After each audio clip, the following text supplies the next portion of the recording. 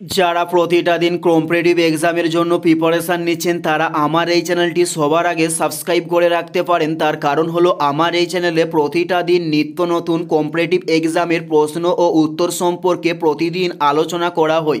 চলুন কথা না বাড়িয়ে ভিডিওটা শুরু করা যাক। ফার্স্ট প্রশ্ন, মৌমাছির রিসার্চ ইনস্টিটিউট কোথায় অবস্থিত?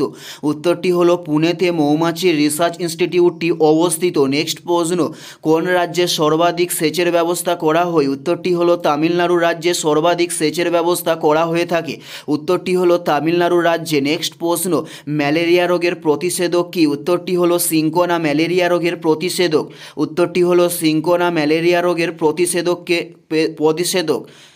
ম্যালেরিয়া রোগের প্রতিষেধক কি? উত্তরটি হলো সিনকোনা। নেক্সট প্রশ্ন, কোন রাজ্যে ওভার সঞ্চয়ের পরিমাণ সর্বাধিক? উত্তরটি হলো অন্ধ্রপ্রদেশ রাজ্যে ওভার পরিমাণ সর্বাধিক। উত্তরটি হলো অন্ধ্রপ্রদেশ রাজ্যে। নেক্সট প্রশ্ন, কৌটিল্যের অর্থশাস্ত্র কোন ভাষায় লেখা হয়েছে? উত্তরটি হলো সংস্কৃত ভাষায় কৌটিল্যের অর্থশাস্ত্র লেখা হয়েছে।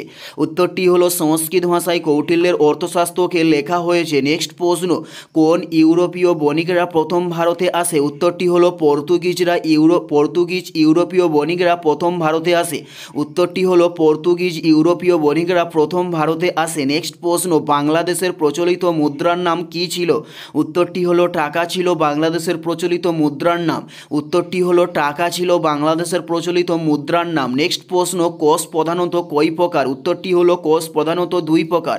উত্তরটি হলো কোষ প্রধানত দুই প্রকার।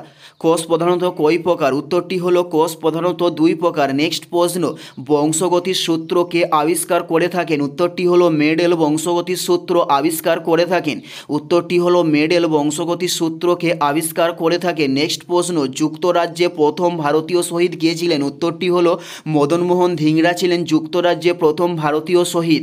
উত্তরটি হলো মদনমোহন ধিংরা ছিলেন যুক্তরাজ্যে প্রথম ভারতীয় শহীদ। এটাই ছিল এই ভিডিওর লাস্ট প্রশ্ন। আর কোন ধরনের শিক্ষণীয় ভিডিও আপনারা প্রত্যেকে দেখতে চান অবশ্যই কমেন্টে লিখে জানাবেন। পুরো ভিডিওটা দেখার জন্য আপনাদের প্রত্যেককে আমাদের ইউটিউবের পক্ষ থেকে রইল অসংখ্য ধন্যবাদ।